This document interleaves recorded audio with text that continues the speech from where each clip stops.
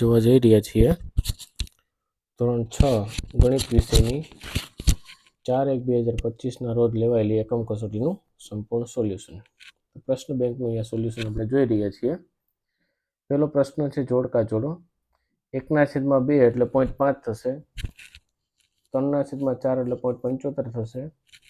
8/1000 એટલે 0.008 થશે. 5/2 એટલે 2.5 થશે. 15/100 એટલે 0.15 થશે. ત્યાર પછી આપણે જોઈએ 1/4 એટલે અહીંયા થશે 0.25. ત્યાર પછી 3/15 એટલે 1/5 એટલે 0.2 થાય. ત્યાર પછી 81/1000 એટલે 0.081 થાય. ત્યાર પછી 4/50 એટલે 0.08 થશે. 725/100 એટલે 7.25 થાય. ત્યાર પછી વિભાગ અ અને બ એને જોડકા જોડીએ તો 2/10 એટલે સી થશે. 225/100 એટલે 2.25 થશે. 4484/1000 એટલે 4.484 થશે. 4/5 એટલે 0.8 થશે અને 1/5 બાકી 50 બાકી રહ્યું 0.02. 5/100 એટલે 0.05. 27/1000 એટલે 0.027. 3/20 એટલે અહીંયા થશે જવાબ 0.15. 3/5 એટલે 0.6 અને 1/1000 એટલે 0.001. પાંચમો વિભાગ પણ જોઈ લઈએ. અહીંયા પહેલામાં આવશે સી, બીજામાં આવશે ઈ, ત્રીજામાં આવશે ડી, ચોથામાં આવશે 0.4 અને પાંચમામાં આવશે 0.012. હાલો ત્યાર પછી પ્રશ્ન 2 છે, એમાં દાખલા ગણવાના છે. 5/7 વત્તા 3/7. અહીંયા છેદ સરખો જ છે એટલે છેદ અહીંયા મૂક્યો આપણે. 5 વત્તા 3 અંશનો સરવાળો 8/7 એટલે 1.1 થશે. અહીંયા પણ છેદ સરખો છે, બાદબાકી કરવાની છે. 3 - 1 એટલે 2, 2/8 એટલે 1/4 કહેવાશે. ત્યાર પછી છેદ અહીંયા સમાન છે એટલે 2 વત્તા 3 એટલે 5, 5/5 એટલે 1 થશે જવાબ. ત્યાર પછી 4/9 ઓછા 2/9. 4 - 2 એટલે 2 થશે. 2/9 જવાબ આવશે. ત્યાર પછી 1.1/3 વત્તા 2.1/3 છે. છેદ સરખો જ છે. અહીંયા આપણે શુદ્ધમાં ફેરવી નાખીએ. 3 × 3 = 3, 3 × 1 = 4. અહીંયા આવશે 4/7. 4 ને 7 થશે 11 એટલે 11/3 એટલે 3 તેરી 9. અહીંયા જવાબ આવશે 3.2/3 આવશે. ત્યાર પછી પ્રશ્ન 2 છે, નીચેના દાખલા ગણો. 3 ગુણ છે, એક જ અહીંયા ગણવાનો છે તમારે. છેદ સરખા કરી દે, લસા લઈ લે. 3 × 5 = 15. 15 લસા લીધો, અહીંયા 25 આવ્યા ને અહીંયા 18. 18 ને 25 થાય 43. 43/15. 15 દુ 30. 43માંથી 30 જાય એટલે 13 વધે 2.13 જવાબ આવશે. 2 × 2 ને 1 3. 3 × 3 ને 1 4 એટલે 3/2 વત્તા 4/3 થશે. છેદ સરખો કરીએ 6 તો અહીંયા આવશે 9 અને અહીંયા આવશે 8. 9 વત્તા 8 થશે 17. 17/6. 6 દુ 12. 12 ને 5 17 એટલે 2.5 ષષ્ઠમાંશ થશે. 12/5 ઓછા 1/2. અહીંયા આ નહીં આવે, સોરી, 12 દુ 24 થશે. એ શું થશે? 12 દુ 24 અને 5 દુ 10. 10 લસા લીધો એટલે 24 ઓછા 5 કરીએ એટલે 19 એટલે 1.9 જવાબ આવશે. ત્યાર પછી ચોથું જોઈએ. 2/5 અને અહીંયા આપ્યું છે 3/2. એનો સરવાળો કરી નાખીએ. લસા લેવો પડશે 10. અહીંયા 4 આવશે ને અહીંયા 5 વડે ગુણ્યો 15 આવશે. 15 ને 4 19. અહીંયા પણ 1.9 જવાબ આવશે. 2 × 5 = 10. 3 × 5 = 15. 1 તેરી 3 ને 5 તેરી 15. 15 લસા લીધો. 10 ઓછા 3 એટલે 7. 7/15 એવો અહીંયા જવાબ આવશે. આવું આવશે નહીં. એને મિશ્રમાં ફેરવવાની જરૂર નથી. ત્યાર પછી પ્રશ્ન 3, નીચેના અપૂર્ણાંકોની સરખામણી કરો અને યોગ્ય સંકેત મૂકવાનો છે. 7/2 એ મોટું છે 3/8 કરતાં. 2/5 ને 2/5 સરખા છે. 1/8 કરતાં 3/8 મોટું છે.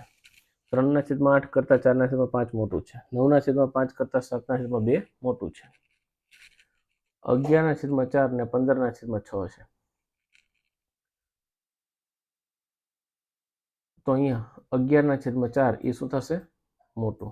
11 × 6 = 66, 15 × 4 = 60, એટલે 66 આવે છે, એટલે 11.4 11/4 મોટું થશે. 4/6 અને 3/9 આ કેવું છે? સરખું છે. ત્યાર પછી 4/5 અને 5/4 એમાં 5/4 મોટું છે. આ બંને સરખા છે, 0 ઉડાડી દો એટલે મળી જાય જવાબ. 6/18 મોટું છે. 5/25 ને 1/5 કેવા કહેવાય? સરખા. ત્યાર પછી 39/4 મોટું કહેવાય. 2/20 અને 60/20 કેવું છે? સરખું છે. 9/6 એ મોટું થશે. 2.1 અહીંયા મોટું થશે. ત્યાર પછી પ્રશ્ન 4 છે. દાખલો ગણો. 3 ગુણ છે. ધવલે 2/5 મીટર રિબિન ખરીદી અને સોહિલે 3/4 મીટર રિબિન ખરીદી. તો બંને કુલ કેટલી લાંબી રિબિન ખરીદી કહેવાય? તો 2/5 વત્તા 3/4 બેનો સરવાળો કરવો પડે. અહીંયા લસા લઈએ 20, તો 8/20 વત્તા 15/20 આવશે. એટલે અહીંયા 8 વત્તા 15 એટલે 23/20 આવે, એટલે 1.3 જવાબ આવશે. એટલે અહીંયા કુલ 1 મીટર અને 3/20 મીટર એટલી લાંબી રિબિન, એટલે 1.3 મીટર લાંબી રિબિન ખરીદી કહેવાય. વૈભવને જન્મદિવસ પર 2.1 ચોકલેટ અને અશોકને 1.1 ચોકલેટ આપવામાં આવે છે. તો બંનેને કુલ કેટલી ચોકલેટ આપવામાં આવી કહેવાય? તો બેનો કરવો પડે સરવાળો. અહીંયા મિશ્રને અશુદ્ધમાં ફેરવો. 5/2 વત્તા 4/3 થશે. લસા 6 લઈએ તો 15 વત્તા 8 એટલે અહીંયા 23/6 થશે. 6 તેરી 18, 18 એટલે 3.5 સપ્તમાંશ ચોકલેટ આપવામાં આવી હશે. શોભાએ 11/12 મીટર લાંબી દોરીમાંથી 3/4 મીટર લાંબી દોરી કાપી. તો અહીંયા 11/12 ઓછા 3/4 કેટલી બાકી રહી? એટલે બાદબાકી કરવી પડશે. 11/12 ઓછા 3/4 કરીએ તો લસા અહીંયા લેતા 12 લસા લેશું, એટલે 3 વડે 3 ને 4 ને ગુણી દઈએ તો 9/12 મળે. 11 ઓછા 9/12 એટલે 2/12 એટલે 1/6 મીટર દોરી બાકી રહી કહેવાય. ચોથો દાખલો જોઈએ. નંદિની સવારે 2/5 કિલોમીટર અંતર ચાલી અને સાંજે 7/10 કિલોમીટર અંતર ચાલી. તો કુલ કેટલું અંતર કાપી કહેવાય? તો 10 લસા થશે, એટલે 2 વડે બંનેને ગુણી દઈએ એટલે 4/10 વત્તા 7/10 થશે. 4 ને 7 11/10 એટલે 1.1 કિલોમીટર ચાલી કહેવાય. ત્યાર પછી પ્રશ્ન 4b જોઈએ. દાખલો ગણો. રાહુલે 2/5 ભાગનો પીઝા ખાધો, મેહુલે 1/5 ભાગનો પીઝો ખાધો. તો બંનેને મળીને કુલ કેટલા પીઝો ખાધો હશે? તો બેનો સરવાળો કરો. 2 વત્તા 1 એટલે 3/5 ભાગનો પીઝો ખાધો હશે. છોટા ભીમે 1 લાડુમાંથી 1/3 ભાગનો લાડુ ખાધો, તો કેટલો લાડુ બાકી રહેશે? હવે 3/3 એટલે 1 થશે, એટલે 3/3 માંથી 1/3 બાદ કરીએ તો 2/3 ભાગનો લાડુ બાકી રહેશે. શાળામાં પાણીની આખી ટાંકી ભરેલી છે, તેમાંથી 1/4 ભાગની ટાંકી ખાલી થઈ ગઈ. તો હવે કેટલી ટાંકી ભરેલી કહેવાય? તો 4/4 ઓછા 1/4 એટલે 3/4 ભાગની ટાંકી ખાલી ભરેલી રહેશે.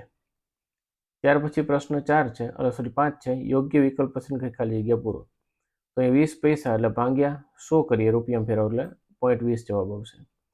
અહીંયા પૈસાને રૂપિયામાં ફેરવો એટલે 0.75 આવશે. અહીંયા 2.40 આવશે. અહીંયા 3.25 રૂપિયા આવશે. અહીંયા પણ 100 વડે ભાગશું સેન્ટીમીટરને મીટરમાં ફેરવવા, તો 0.25 આવશે. 2.19 આવશે. 35ને ફેરવવાના છે એટલે 1.35 મીટર આવશે. ત્યાર પછી મિલીમીટરને સેન્ટીમીટરમાં ફેરવવા માટે ભાગ્યા 10 કરવાના છે, એટલે 12/10 1.2, 7/10 એટલે 0.7, 132 ભાગ્યા 10 એટલે 13.2, 3 મીટરને કિલોમીટરમાં ફેરવવા ભાગ્યા 1000 કરવાના, 3/1000 એટલે 0.003, સેન્ટીમીટરને મીટરમાં ફેરવવા ભાગ્યા 100 એટલે 0.82 મીટર આવશે. ગ્રામને કિલોગ્રામમાં ફેરવા ભાગ્યા 1000 એટલે 0.1 કિલોગ્રામ થશે 100 ગ્રામ એટલે 2340 ગ્રામ એટલે 2.340 કિલોગ્રામ થશે. 3 કિલોગ્રામને 700 ગ્રામ એટલે 3.7 કિલોગ્રામ થશે. જો આ વિડીયો ગમ્યો હોય અને આવા વધુ વિડીયો મેળવવા હોય તો અમારી